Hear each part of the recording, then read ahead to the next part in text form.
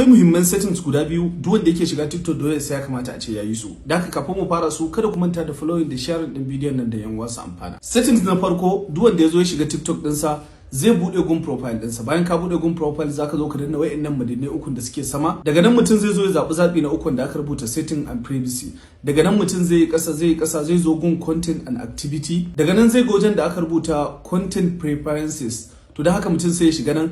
Bayan ka shiga nan kawai za ka ga gun da aka sa add keyword filter, sai ka danna. Daga nan sai ka yi add keyword filter, sai ka rubuta abubuwan da kake so. Misali ne yanzu zan iya rubuta technology, Quran, tech, porn, editing da irin sauransu haka. Bayan ka rubuta kawai sai ka danna add, shikenan yayi add. To me amfanin wannan setting din da muka yi? Amfanin sa shine duk kalmomin da ka zaba to irin bidiyoyin su kawai TikTok za su na kawo ma. Yanzu babu zancen mutum ya ce wai TikTok suna kawo mar bidiyoyin banza. Da haka yanzu misali ni da na zabi tech da waye to kawai iya bidiyoyin technology da na editing da na waye za a na nuno min kawai a TikTok. Setting na biyu shi ma kai tsaye za mu zo mu shiga profile din mu. Daga nan mutum zai danna madannai ukun da suke a sama, zai kara komawa gun setting and privacy. Daga nan a farko zai ga gun da aka rubuta manage account. To bayan mutum ya shiga a ƙasa zai ga gun da aka rubuta switch account to business ko kuma to professional.